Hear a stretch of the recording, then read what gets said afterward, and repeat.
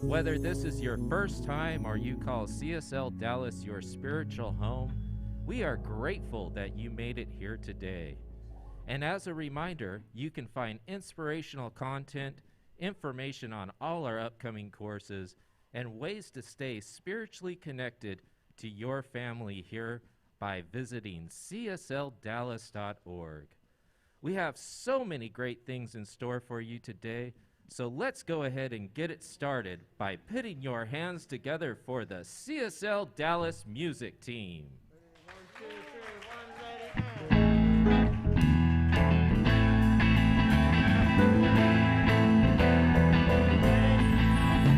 Step out of the circle of time and into the circle of hope. Step out of the circle of time. The circle of hope, we have joy, we have grace, we are so grateful for the love that won't end. Step out of the circle of time into the circle of faith. Step out of the circle of time and into the circle of faith. We have joy,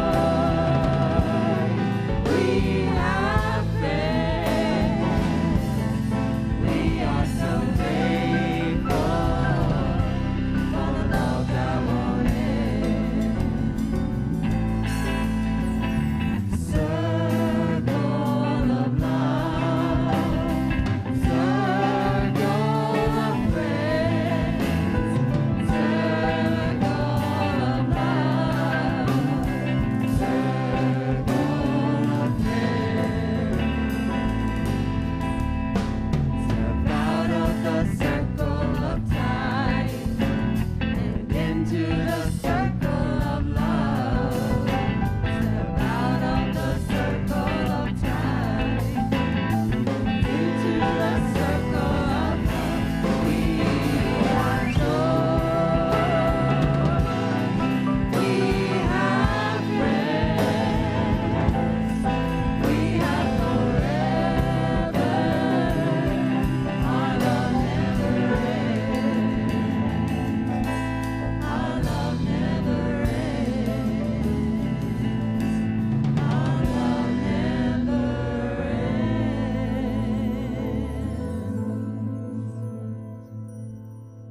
Well, good morning, CSL Dallas. All of y'all in the house, make some noise. Woo! We're so happy to see everyone. We're happy to see you online. We're so grateful that you're here. So whether you're here in our sanctuary or online, I invite you to check in on social media if you're a social media person like me. So you can check in on Facebook and say you're here. That way people may even find out about this place, which is a cool thing for their life, right? And I want to share with you our reason and purpose for being a community together, and that is we are radically inclusive, spiritually progressive, and transforming lives. Absolutely. You'll hear about some of that transformation this morning. I'm excited to have that as we continue our adventures in spirit, and the theme for this month, which is painting a new picture. It's just so artistic everywhere. So talk about painting a new picture. You can do that by stepping into your great awakening in this journey of consciously unifying with the presence through an incredible course called Practical Mysticism. You don't want to miss this. It's going to be facilitated by a magnificent spiritual coach, licensed coach, Carol Merlot, and it begins November 4th, and in 5 weeks, I promise you, you'll awaken to the mystic within you. Learn about how to get unified and this unification with spirit, deep meditations, altar creations, revealing how you actually show up in the world. If you want a taste of the mystical life, this class is for you, and start to tune into that inner vision, that guidance, that compass that really shows you the way that's good. I'm also continuing the Wednesday night series that I am doing in October. If you've missed the first two, go check it out on Facebook. But we're having it live. You can be with me here on campus on Wednesday night and on Facebook Live, Wednesday night, 7 to 8 p.m. It's all about prosperity and abundance principles. Anybody want a little bit more of that in your life? Okay, good. So I expect to see you there this Wednesday night. And speaking of Wednesday nights, you're going to love this. Our own Petra, Dr. Petra, is starting. She has been spending these past several months to reimagine our Wednesday night meditation and metaphysics, and it is starting in our meditation hall on campus only. Let me repeat that. It's not going to be broadcast anywhere. So if you want to be with Dr. Petra on Wednesday night starting in November from 7 to 8:30, come join us here on campus in our meditation hall. There are several ways to give that I'm inviting people online right now, no matter where you are. Hi, I know we got some folks in Egypt and all around the globe, so you can donate through Facebook right now, through the link on YouTube. There's a donate button. You can text give. It's secure financially, 972-954-4404, and you can go to our website at any time that you get spiritually fed through our great contact, CSL content, csldallas.give. All right, that was a mouthful. I'm going to breathe, and now we can just rest and sink in and know that Spirit and I are one.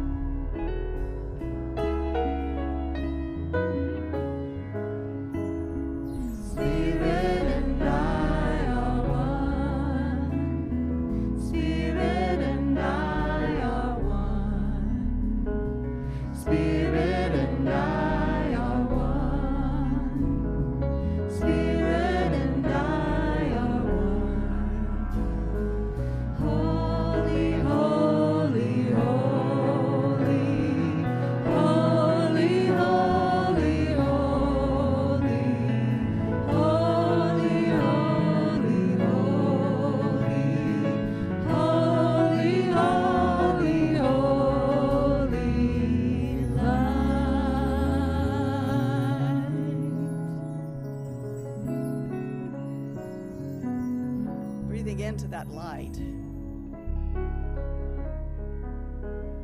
Please allow my words to be your words.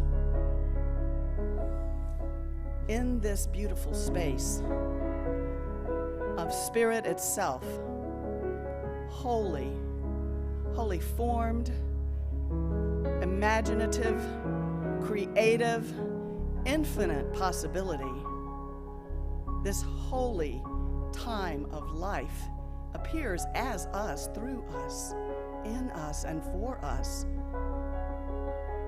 Infinite possibilities expressed, impressed, expressed, and pulled forth through to the expression right here, right now, as art, as life, as beauty.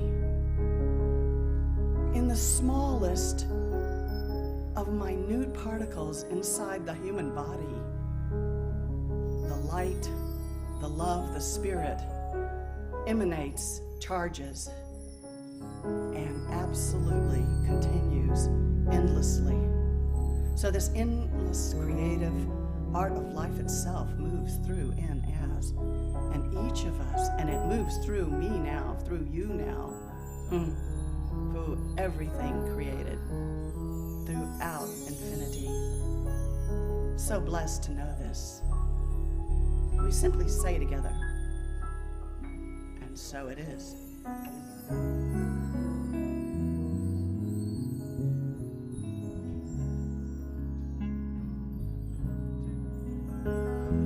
Spirit and I are one.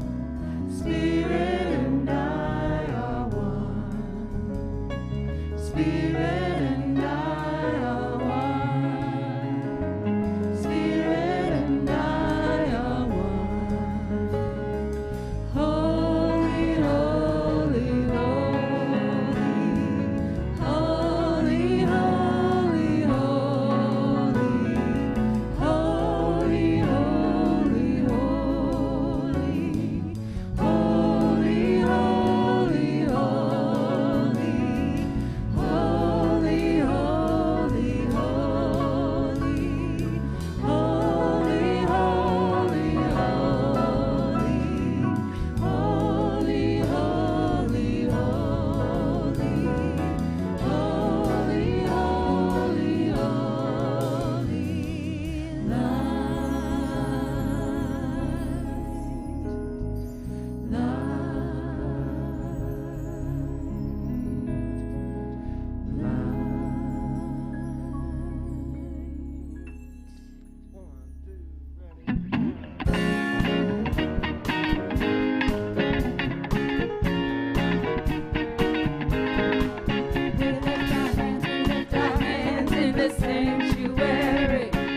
We lift our hands to give you the glory. We lift our hands to give you the praise.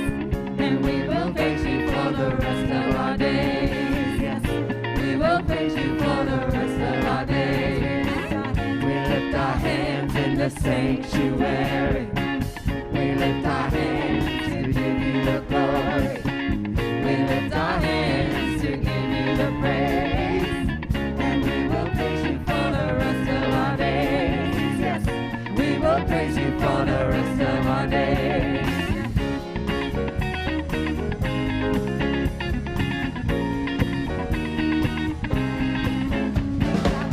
We clap our hands in the sanctuary. We clap our hands to give you the glory. We clap our hands to give you the praise. And we will praise you for the rest of our days. Yes, we will praise you for the rest of our days.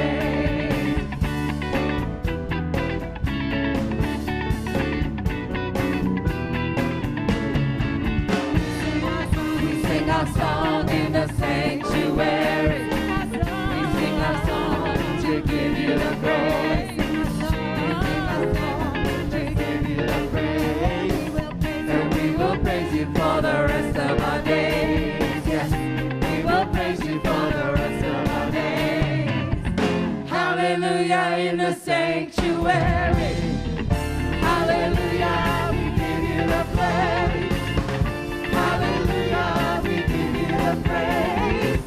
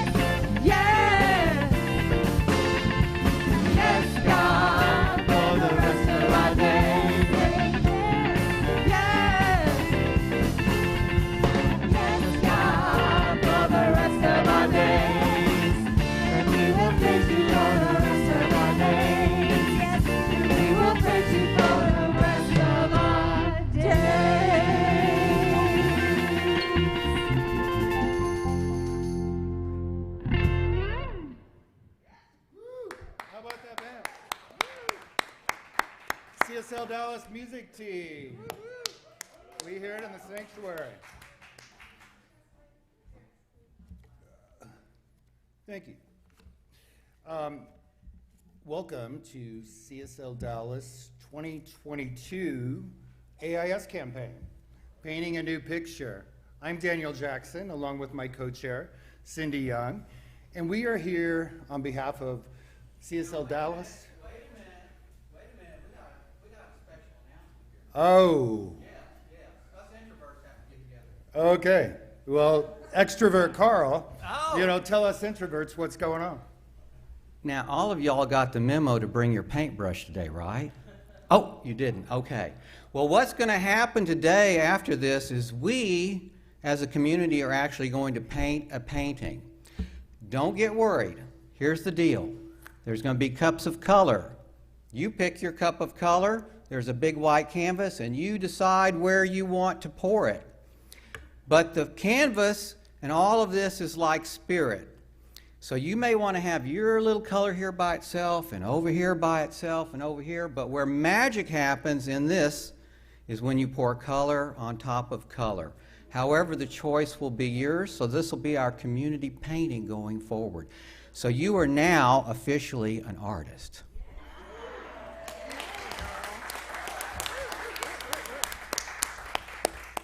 So let's paint a new picture together. After service, we have Carl's activity with the pouring of the paint. We've got some other great activities out there. We have activities for kids as well. So if you're online and can still get down here by noon, come on down and join us for this great event. We've got food, we've got tacos, burritos, we've got snacks, we've got cookies, homemade cookies by Reverend Marcia. So come on down and let's have an artistic celebration of CSL Dallas in our community today. So Cindy and I are here on behalf of CSL Dallas, our staff, our ministers, and our AIS committee to increase the prosperity of not only this community, but of each and every individual that is touched by CSL Dallas. Yeah, and during the time I've been attending and supporting CSL Dallas, we've continuously developed a stronger and stronger adult relationship with the community and the greater organization. And what that means is we actually count on and expect everyone to pledge and give the pledge that they actually fulfill that pledge. It allows us to plan for everything that we need to plan for the entire year. We don't spend the money that we don't have, so all of the programs. You're electrical today. I am electrical. All of the programs that we put together, the Joy Village, the staff, the facilities, all those things we've come to count on for CSL Dallas will continue to be here as a result of the pledges that we make. And this is like such an important aspect of what we do each and every year. I love the fact that we actually plan for what we can provide, and I hope that this year we'll continue, and know this year, I don't even hope, I know this year we'll continue to expand what we're able to offer both in-house and online as well. Yes, in that relationship between your pledge and CSL Dallas, it's a two-way street. During the year, you may have unexpected income or unexpected opportunities to increase your pledge. At CSL Dallas, we'll be happy to do the happy dance with you when you increase that pledge. And there's also times when you might need to decrease your pledge because of circumstances or situations. So just keep CSL Dallas informed of your pledge during the course of the year. Your generous contributions directly impact all of the different programs that we have here at CSL Dallas. Well, one of the reasons that I give is to ensure that all that's available here continues to be available for myself as well as everybody else. And one of the reasons that things that I really rely heavily on is the spiritual coaches that are available here at CSL Dallas, of which I am very grateful that I'm part of. The classes that get offered here allowed me to become a spiritual coach. But also, just because I'm a spiritual coach doesn't mean that I don't need to lean in and rely on our spiritual coaches. And one of those things happened to me just this week, in fact, that I'd like to share with you for a moment. My mother had been going to the emergency room for the last couple of weeks. She'd been in 5 or 6 times with really low blood pressure, and each time they sent her home saying she was dehydrated, which just didn't seem right. And so this week, she had another episode. She was sent to the hospital, and I was very concerned. So I sent a request to the practitioners here to, treat for, diagnosis of the root cause and the permanent resolution for that. And in the end, it was determined to be a medication. And it happened very quickly. They diagnosed the medication, they took her off of it, and since the last couple of days, she hasn't had an episode. So, that is just one of those amazing things that when I can't hold that for myself, I have that community of practitioners, and each of us have those community of practitioners here to hold that truth for us. And, I really highly encourage you to use that free service that we offer here for prayer and support. Thank you, Cindy. Our theme this year, Painting a New Picture, reminds that we co-create our lives with Spirit, and that we paint, as we paint a new picture and express our intention with our pledge, we are setting our desire into the law and our beliefs and our consciousness, and then that manifests as more prosperity for each of us to build the prosperity to make that pledge and that commitment. When you pledge financial support to CSL Dallas, you establish that belief, and you are establishing a prosperity consciousness that can uplift your lives and change your lives, transforming the experience that you have and the experience that we have at CSL Dallas. Now, we would like to ask one of our beloved community members to share a little bit about his experience with the law and with prosperity. And here to talk a little bit is Randy Craig.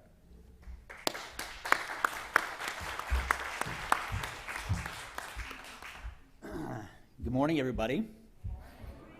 It is a good morning, isn't it? Very good morning. Yeah, I think the last time I was standing up here in this space. It's been a while since I've been here, but last time I was standing up here, I got married to my best friend.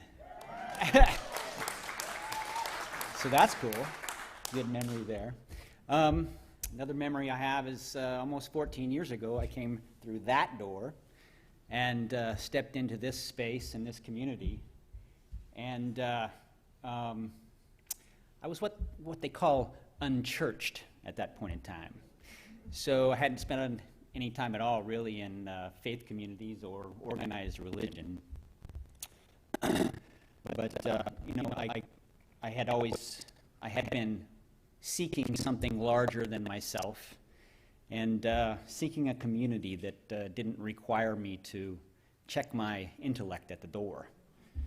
So I walked through those doors, and within a few minutes, I understood that you were my people and this was my place. And having been so inspired on that first day, I looked around and they passed the basket around, and I threw my tip into the basket, and that seemed to be the socially acceptable thing to do, and so I felt pretty good about myself, and so I'm helping out the community. And then I did come back and started participating in classes, met community members, and participated in small groups. And the next fall, when the pledge campaign came around, I decided that, I can pledge, I can do this. And one of the reasons I made that decision was I figured out that, having been unchurched, I had this aha moment that, there isn't some great Vatican-like structure behind this community, behind this organization that provides ministerial funding to make all this happen. We are what happens right here. We are completely self-funded by the community, by ourselves. So in the Christian tradition, they often say that God will provide. Well, I want you to look around. No, really, look around and say namaste. Namaste. Because God is right next to you. So So, you know, I made that pledge because, as these folks said, we're grown-ups, and grown-ups need to make budgets, and we can't spend more than we take in. And so I wanted to participate in this community. It was important to me to make that grown-up decision and make that grown-up commitment to be part of this community. And I did. And guess what? I didn't notice it was gone. In fact, I noticed that, you know, over the course of that year, as I continued to give my pledge, that unexpected income would come in. I'd get great discounts. I would get amazing gifts. And so my lifestyle didn't change at all. And I continued to increase my pledge over the years. Nothing changed. My lifestyle continued to expand. My prosperity continued to expand. And then I got to a point in my own personal development that I was ready to consider a tithe. And, That was a little uncomfortable. I wasn't quite sure how to handle that. But one of the very important lessons, many lessons that I've learned in my years here at CSL Dallas amongst you, is that anytime there is discomfort, there is always an opportunity for personal growth, if I'm willing to step through it with the expectation of a positive outcome. And so that has become my definition of faith, that I can step through those things, that discomfort, pain, or fear, that there's always something to be gained from that. So I did my tithe, and I've been able to increase my tithe as my prosperity has continued to grow.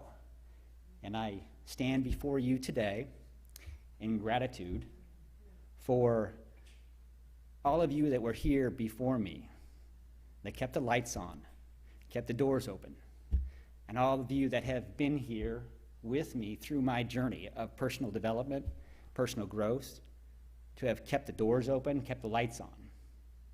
Because I know without a doubt that I am the man that I am today, the leader that I am today, the father that I am today, the husband that I am today,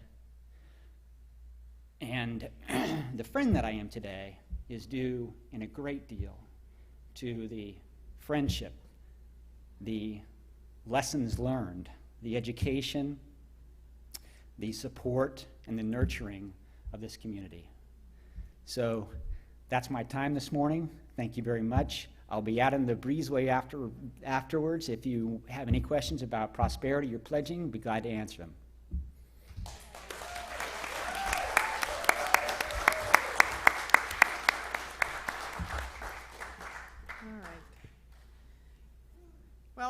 We will be revealing one of our 2022 priorities each week for the remainder of October. And last week we talked about CSL Dallas, a local and online community, no one left out. And the second priority for this 2022 is CSL Dallas as a force for good in the world. Our leadership has identified climate change, our democracy and racism as urgent topics. And CSL Dallas and the Science of Mind can positively impact all of these. Creates sustainable programs for the community-wide engagement and community-wide engagement, and develop strategic partners, launch programs, and make a difference. And as we wrap up today, let's reaffirm our number goals for 2022. So the first number we are affirming is the number of pledgers that will fill out a pledge card in any amount, no matter how small or large, they all count. So even if you're on auto tithe already, fill out a pledge card for next year. We need to get that into the budget and into our planning. So that pledge number of pledgers for 2022 is 198 pledgers and more. Let's say it one more time. 198 pledgers and more. The second number we are affirming is the cumulative dollar amount of those pledges, which will comprise of our budget next year. And that dollar amount is $895,000 and more. Let's repeat that one more time. $895,000 and more. And let's repeat both of those goals together. 198 pledgers and more. $95,000 and more. And so it is. And so it is, for sure. You know, one thing I wanted to mention is that the AIS committee prays every week over the last 2 months for the prosperity of each and every individual in this community, as well as CSL Dallas collectively. And we know there are no limits to the abundance that each of us can experience and CSL Dallas can experience as well. So please decide to make your pledge today. Fill out a pledge card if you haven't already. You can turn it in at our AIS table that Randy Craig was talking about, and that he'll be there to answer any questions about our campaign and to receive your generous pledge card. Also, if you're online and would like to pledge, the link is csldallas.org/pledge. That's csldallas.org/pledge. Please pledge today and help us meet our campaign goals, and knowing that we do so in spirit and in our collective consciousness for prosperity for CSL Dallas. And thank you very much. Thank you.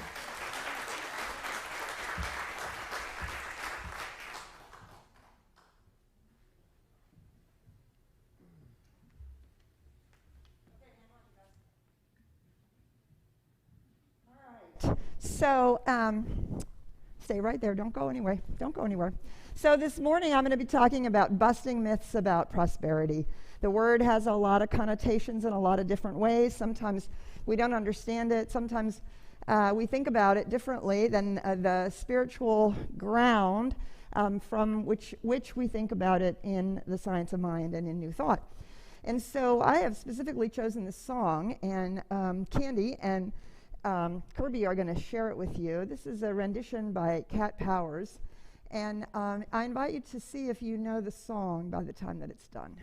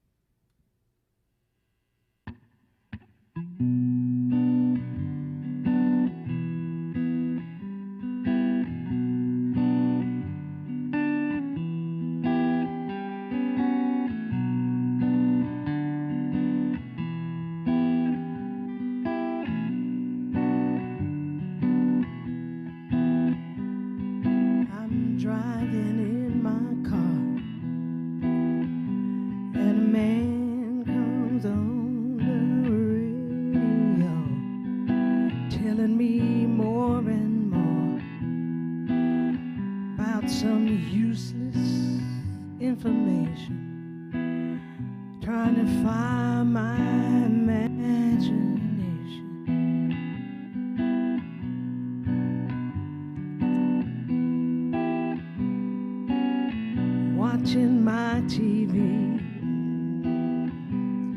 and a man comes home to tell me how white my shirts can be,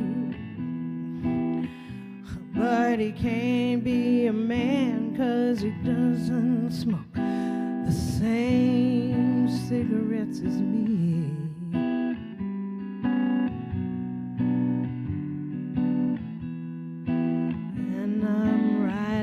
Round the globe,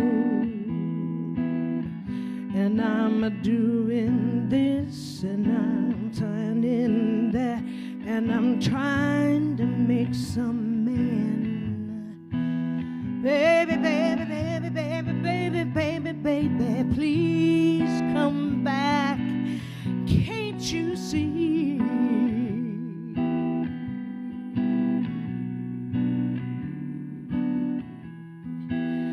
I'm on a losing streak,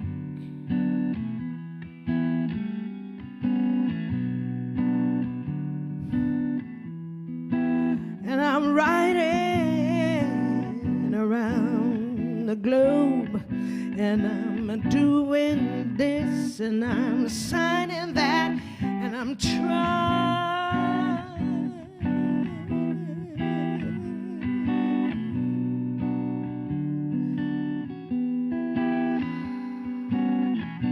I'm trying.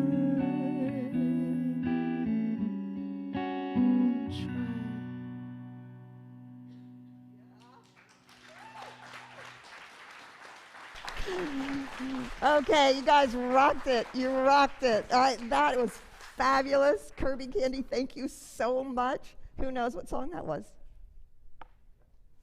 What was it? Okay, so the first time I heard that song, I also didn't know what song it was, because what's missing? The chorus. I can't get no satisfaction. Right. And how many of you thought I can't get no satisfaction was about girls and sex? Right? So did I. Till I heard that Cat Powers version of that song, stripped down like that, without the chorus. I wanted to start with that song, and thank you for just slaying it as far as I'm concerned, you guys. Oh my God, that was not easy. Oh, I get to take my mask off. Oh, thank you. I'm so used to wearing it. So I wanted to start with that song because so much of our ideas about prosperity come from two places. The first place they come from is from spiritual traditions. And the second place they come from, which then embeds our culture and our families, and the second place they come from in our culture today is they come from our economic system, which is called advertising. And so when I first got into the Science of Mind in the 80s, this was the bumper sticker that people had on their car. The one with the most toys at the end wins. Right? Do you remember that? Oh my gosh, I know I'm dating myself. Shh, don't say anything about that. Right?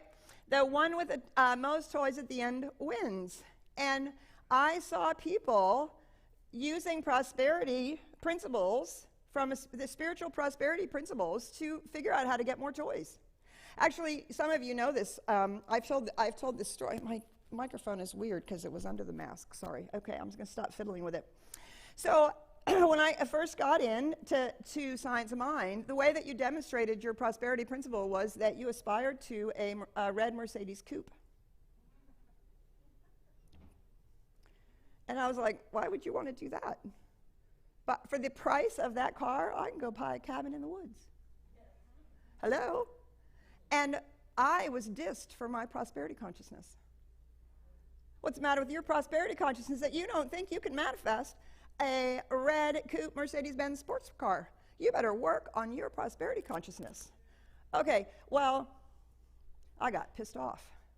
So I thought I would learn about this thing called prosperity and try to really understand what it is that's going on. Because what we don't want to do with our prosperity consciousness is conflate it with an economic system that is designed to cause you to feel dissatisfied.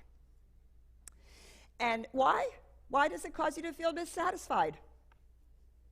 So you can buy something else, right? And it seeks to convince us that we need the toy, we need the car, we need the house, we need the gadget, we need the thing, we need the toothbrush,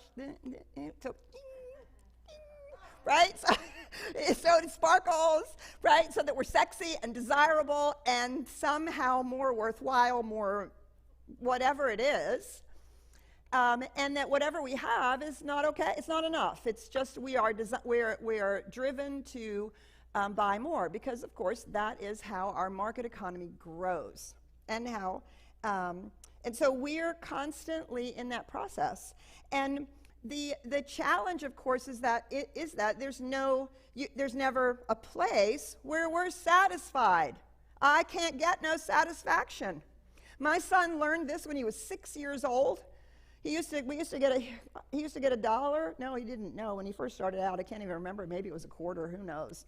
But at some point, he was getting $1 allowance because he was doing his chores, taking out the trash, helping with the dishes, and we would go to the grocery store, and every week he would want to buy a toy in the toy aisle. Every single week he would want to buy a toy in the toy aisle with his $1. And I would say, okay, do you really need another toy? I mean, it is your $1, and you can do whatever you want with it.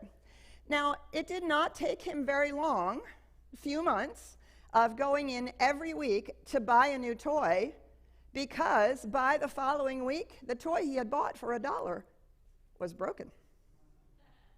Right? It was a cheap toy. And it did not take him very long, and he said, Mom, no. Don't give me the $1. You just hold on to it, because I'm going to find some bright, these are his exact words. He was 6 or 7 years old. I'm going to find some new bright and shiny thing that I'm going to want, and by next week it's going to be broken. Yeah.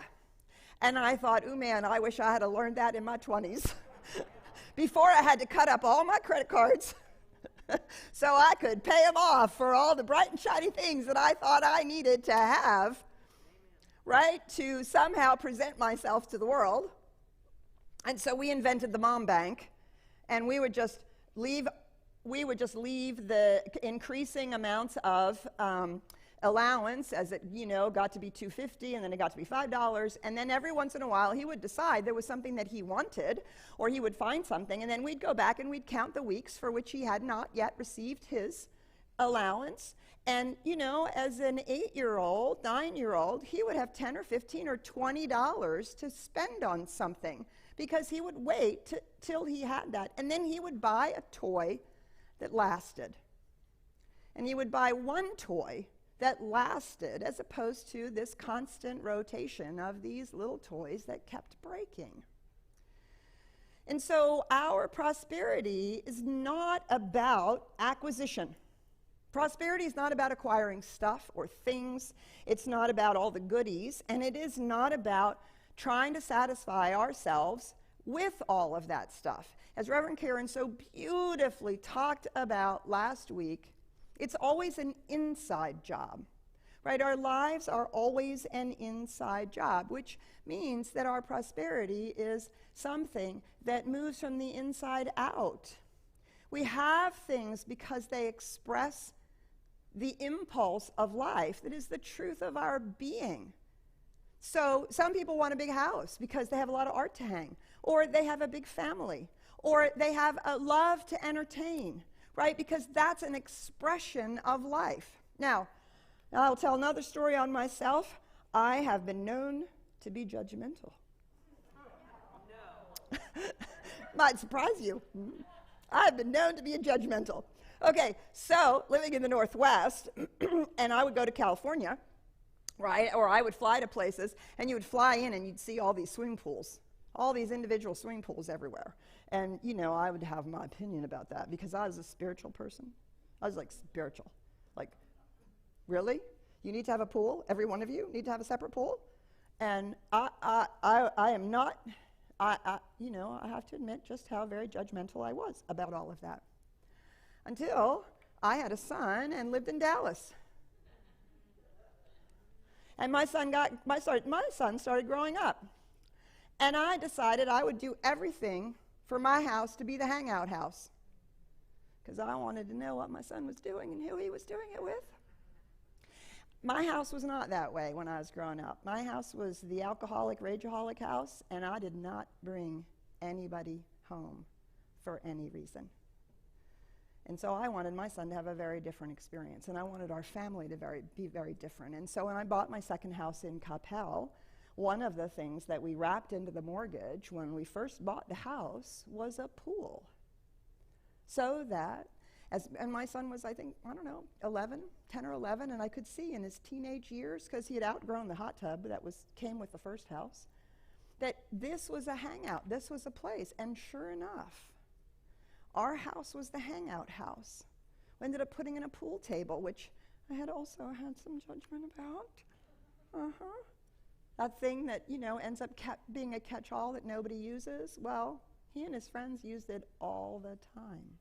Do you see? It was an outpicturing of the life that I wanted to have for our family and for Jason and for his friends and for the experience that we were creating. It wasn't so I could say, oh, look at me, I have a house with a pool. Do you see the difference?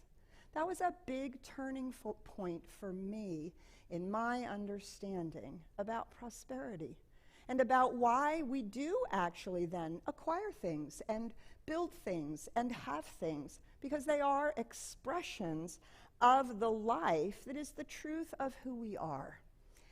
And what's important about this is that it's different for each and every one of us, right? Because when I downsized, I didn't need a pool anymore. I downsized into a 1,450 square foot condo. I love it. I love it. Small, compact, that's what I need at this point in my life. And it's absolutely perfect for me today, because it also freed up the opportunity for Karen and I to buy that cabin in the woods.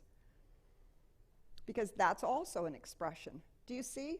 But you might want the big house, or the house on the lake, or no house at all, so that you can get the RV and travel around the world, or whatever it is. Do you see that it's our job to understand what life and what level of prosperity is the outpicturing for us?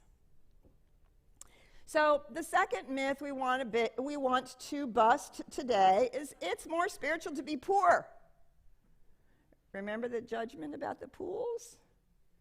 Oh my God, I had to really come to grips with the judgment that I had about people that were wealthy, about people who had money. Well, because I assumed that they were all being, they were all climbing over everybody else and they didn't care about anything else, and they obviously were not spiritual. So for years, I clearly lived with a vow of poverty. And my finances and my prosperity demonstrated that. I went into greater debt. That's the whole, having to finally cut up your credit cards. And I learned that it's not that money itself, right? What's the phrase? What's the phrase? Money is the root of all evil. Oh my gosh, right? We all know it. But the point is that the phrase actually says it is the love of money that is the root of all evil. Right? And what are we told? Have no other gods before me. So when we have the love of money, we're worshiping money, thinking that it's the thing that's going to make us happy, that's going to make us feel fulfilled. And we're living from the outside in. That's what that phrase means. And so it's not about money itself. It's not about prosperity itself. It is when that becomes the way in which we think we are going to fulfill and satisfy our lives. And that's kind of related to the previous myth. We're going to have so many toys, so much prosperity that we win. Whatever it is. Do you think there's a door prize at the end or something? Right? And of course, it takes a while to realize that you just really actually can't take it with you. So these are some of the kinds of things that we work with in our classes. When we're teaching classes, we're constantly working on revealing these beliefs within ourselves and then taking the belief and matching it up to spiritual truth and spiritual principle and universal laws and reality, and asking ourselves, is this really the way the universe works? Is this really spiritual truth? So I'm going to start a class in November called Spiritual Principles and Practices. It's a 5-week course, I think, 6-week course, and really begins to talk about these things. It's a brand new course that we have, and it's an opportunity to identify spiritual principles so that we can walk around in the world and ask ourselves, is this in alignment with truth, spiritual principles, or is this some other kind of weird, false, hidden belief, maybe not so hidden, that's running our life? Okay, the third myth I want to bust is it's never enough. There's always more, and I should have it. There's never enough. Or we might say not just there's always more, but I always need more.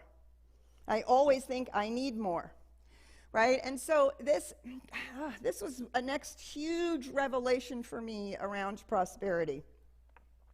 As I did a lot of, I got my degree at the University of Dallas, and I took a lot of classes there. We had one class on the psychology of the modern age, and they talked about the Juggernaut of Modernity. I was like, that's a big term, the Juggernaut of Modernity, right? And we all have experienced it as what's brought us to the brink of climate change and the extinction of species and all of the inequality that we find in our economic system.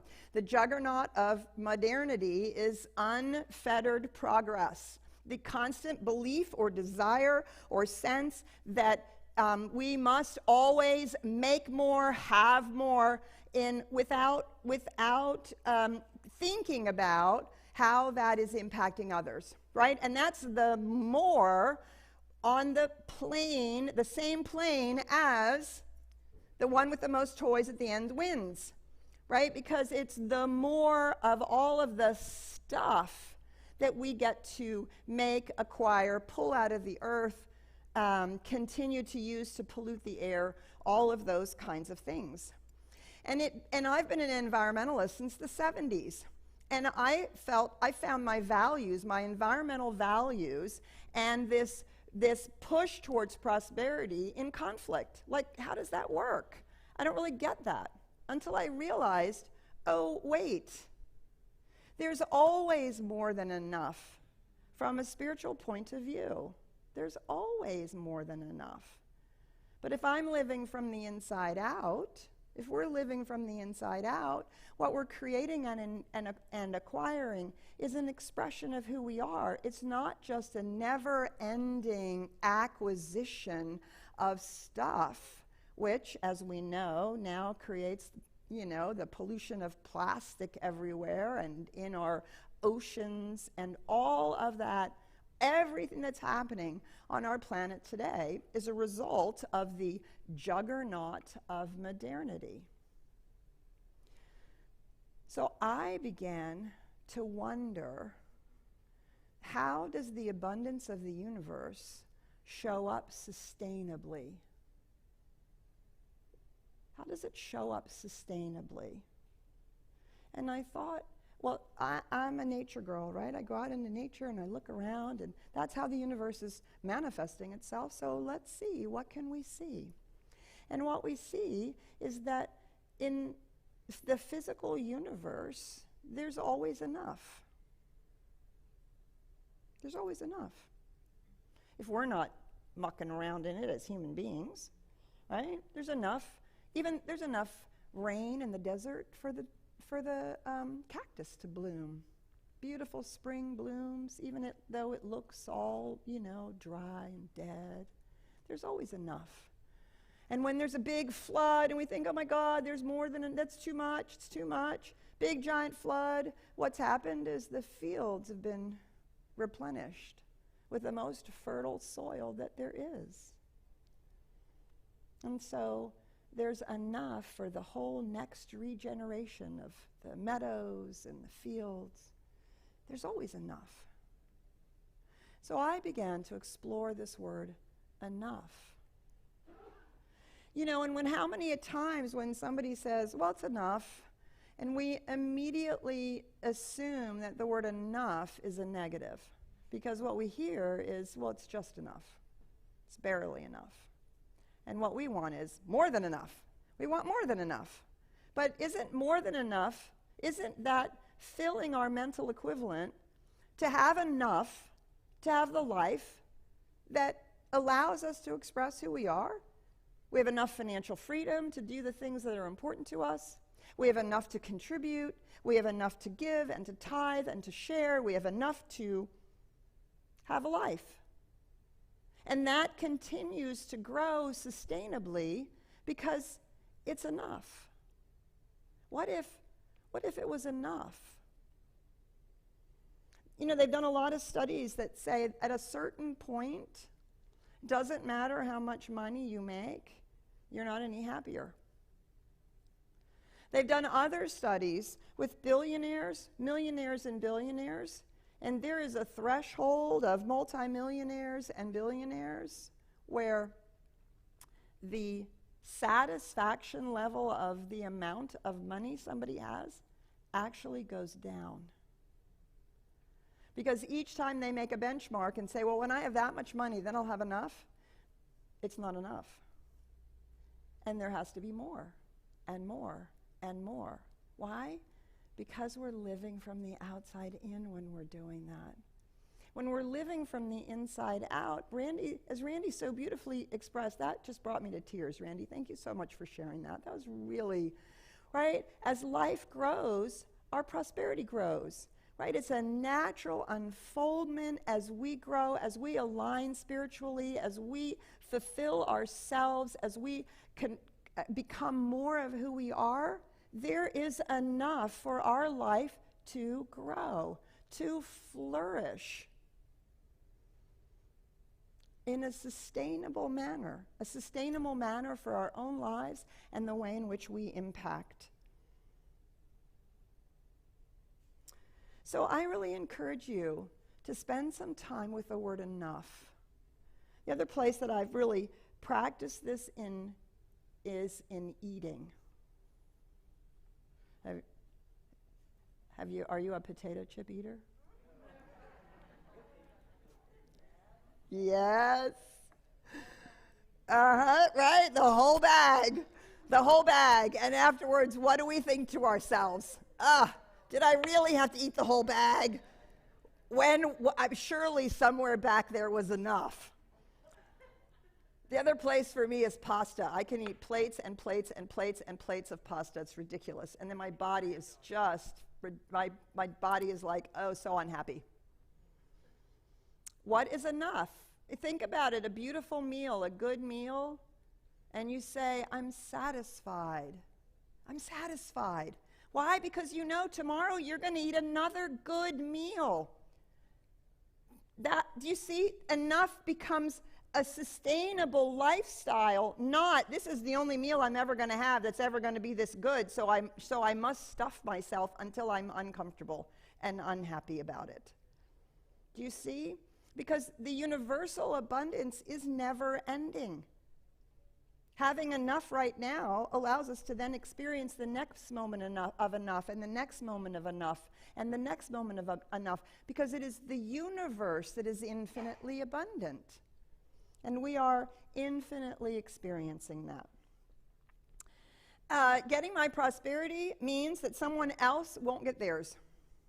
And I see this and hear this a lot when we are thinking about prosperity, especially when people are really working with, I'd like to be more financially free, I would actually like to make more money in a job, I would like to actually be more prosperous. There's nothing wrong with that, because we actually have a greater desire to express our lives. We want to be free to have the life that we want to have, and each one of us should have that. Emma Curtis Hopkins says there is good in the universe, and I ought to have it. There is good in the universe, and you ought to have it. And because the universe is abundant, we have to get over the idea that as our life grows and our life flourishes, that somehow we're taking from others. We are talking about using and working with the universal abundance, not I'm going to have that person's job so that I can make that money and they don't. Right? And so we can really begin to set that aside and recognize that as we are moving through all of this, we are expressing our freedom to be who we are. We are living from the inside out. Let me go back to that one. I want to go back to that one. The other thing I want to say about that is that it is not true prosperity if it is at the expense of others. It's not. How do we know that? Well, we can just look at what's happening on our planet today. Right? It's not true prosperity when some people have it and a whole boatload of people don't. It's not true prosperity when our prosperity is achieved by things that impact the planet in such a way that we are now facing a climate crisis. This is not true prosperity. It's not true prosperity when the amount of money that I take out of a company keeps me from paying my workers a decent living wage. This is not true prosperity. Right? Science of Mind says you can have or do anything you choose as long as it harms no one. And that has to be thought about. It has to be thought about. And the recognition that as our prosperity grows, rather than having it be on the back of anyone else, that our prosperity grows so that we can express more, give more, do more, grow businesses more, grow lives more, grow employees more, grow all kinds of things more. As opposed to thinking that somehow we can have it and it doesn't matter how it impacts others. All abundance contributes to abundance for all of us when we recognize that true abundance, the Science of Mind also teaches that I can have anything I want that I want for others. Right? I can have anything that I want for others. And so if I want prosperity, right, I want that prosperity for others. I want that joyful, financially free life that allows each and every person to have the life of their dreams. Not my dreams, not the dream of a parent or a corporation or a government or an ad, but the life of their dreams. So the last myth we want to bust is that prosperity is about getting and receiving. Again, I want to refer to Randy's beautiful testimonial, right? It is in the giving that our prosperity grows. It is in the recognition that as we give, that void continually is refilled by the abundance of the universe. That's the abundance we're relying on. That's the abundance that we're expressing. That's the abundance that we're experiencing. And so for me and for so many others that I've heard speak about this, right, it is the desire to be generous, to contribute, to be philanthropists that grows prosperity, true prosperity, in such an amazing way. Now, whether we appreciate the Rockefellers or not, right, there's all kinds of stuff about all of that. The amazing thing is they gave 90% of their money away. They built all the libraries all over the United States and schools, public schools. It's unbelievable. They gave away 90% of their money. You know that Warren Beatty and a whole bunch of other billionaires have pledged that they'll give 50% of their money away. I'm not sure how they think they're going to keep their other 50%. I guess they're going to give it to their families. They're not going to take it with them, right? We can't take it with them. So pledging to give 50% of it away. Eric Butterworth says when you give 10%, like tithe, when you give that 10%, we all have to work our way up to it. And when we do that, we have started to take off our training wheels. Karen and I give almost 20% of our combined household income. We give it away. Because that's prosperity. Out of prosperity comes a natural generosity. And the more generous we are, the more prosperity we experience because we are relying on the abundance of the universe. CSL Dallas tithes as well. We tithe to where we are spiritually fed. We tithe to our spiritual organization, our larger organization. We also tithe to people and individuals, and we tithe to our not-for-profit partners. We take our tithe and we contribute to those things and places and people that we believe spiritually feed this organization. So again, Randy, you must have been set up for my talk. Again, as Randy so beautifully said, right, you may think that you're giving to the organization, but the truth is you're actually giving to each other. We're giving to each other in a way that allows us to grow this organization and give more and be more and do more good work in the world. And so we regularly tithe. We tithe every week. We tithe every month. We send our tithe out to wherever it goes. And today we want to acknowledge that it is our community that spiritually feeds this organization and each other. With your testimonials, with every time that you say a TSRW, you are feeding someone else in this community who doesn't know yet that they can have that. And your life is that testimonial. And you feed this organization with your contributions, right? The most extraordinary thing is that through the pandemic, our pledge to actual is higher than it's ever been. Right? So what that means is the people who have pledged to us in the last 2 years have been more committed to their pledges than ever before. Yes. Do you hear that? We would not be here today doing this. We might be closed. Do you understand that? How many communities have closed? A lot of them. And it's because of you. Yeah. It's because of you. I don't have a mic. So the AIS committee, which is made up of generous givers in this community that are dedicated to tithing to this community, decided that you have spiritually fed us all year. So we are going to give to you. So we are giving, this community's giving money to you.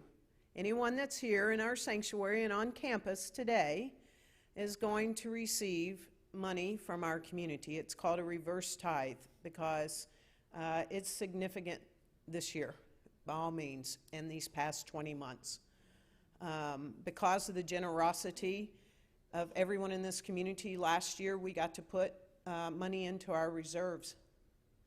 And at $50,000 in our reserves, because we do take great care of every dollar we're gifted and given.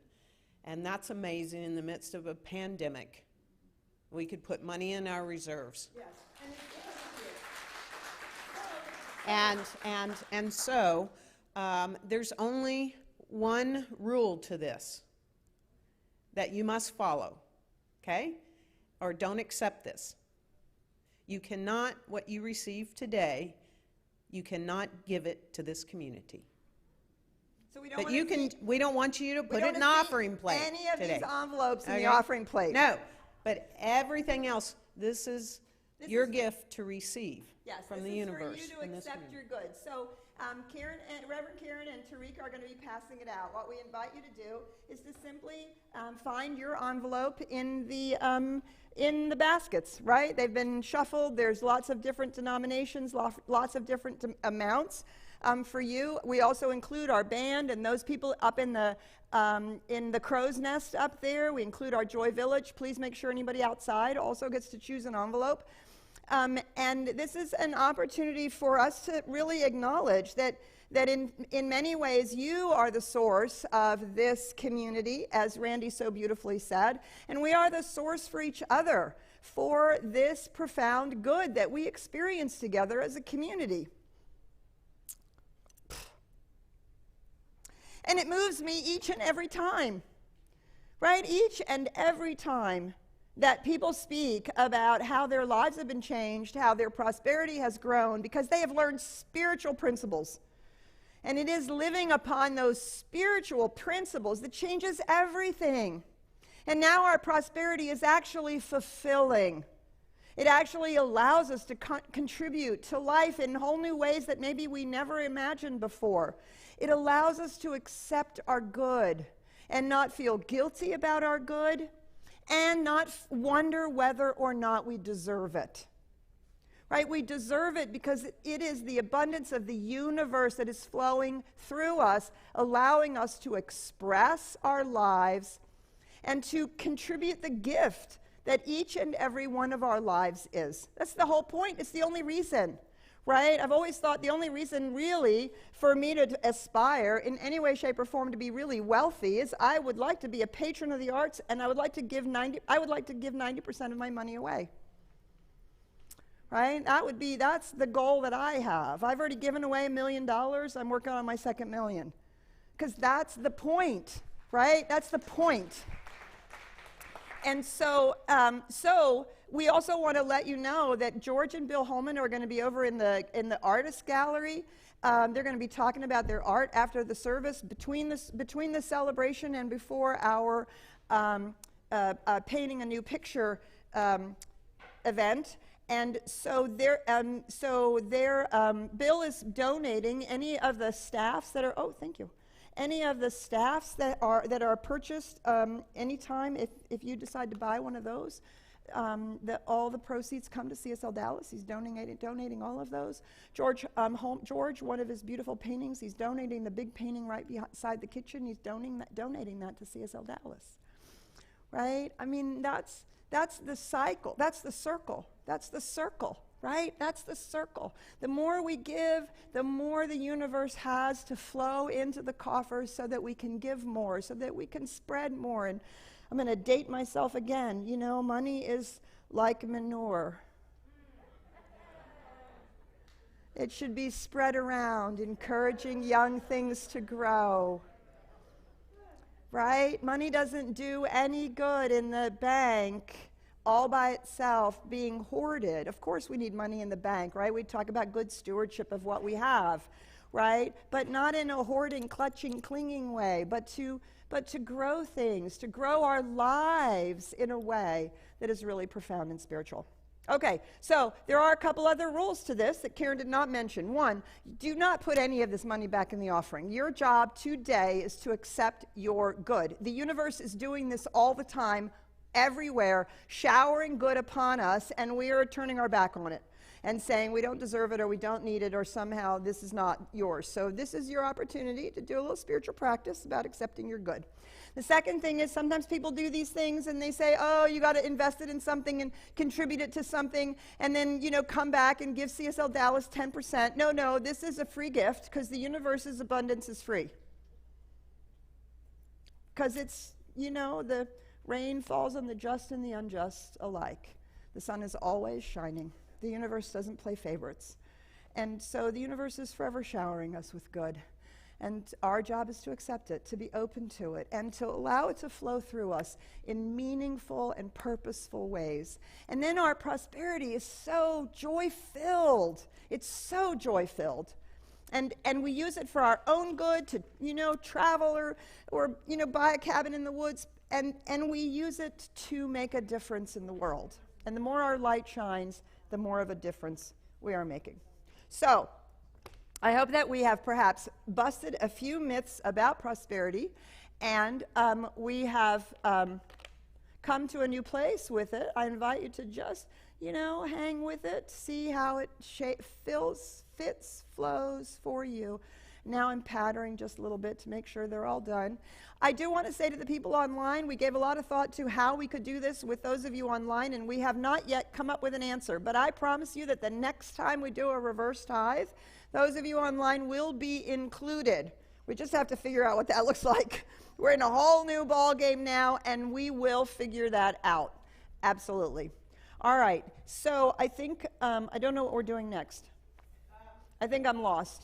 Well, I think we're moving into, isn't it great?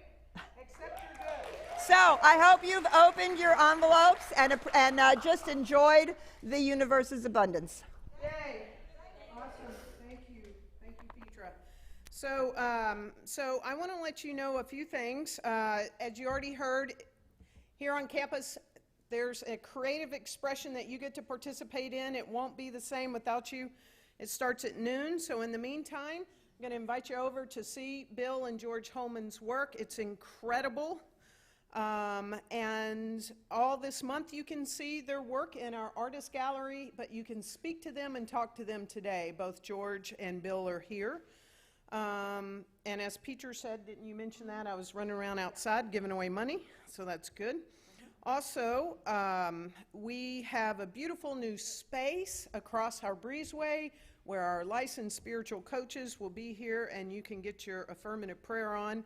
And and if you haven't seen the new Peace Room, please go over and see it. It's beautiful, and they have a beautiful coaching room, and you can get coaching with them. If you're online, we don't leave you out.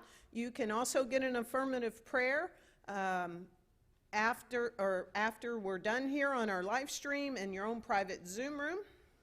And now, because this is what we do every Sunday, we're going to give an opportunity here in the sanctuary, however, nothing to do with that blue envelope you just received, for you to give to this community and continue to let that grow. So we're going to do that while we sing out. We can do two things at once. We're going to sing out, I release and I let go, and release your money, let go of just any thoughts about what that felt like to receive. And wasn't it great to receive your good from everyone in this community?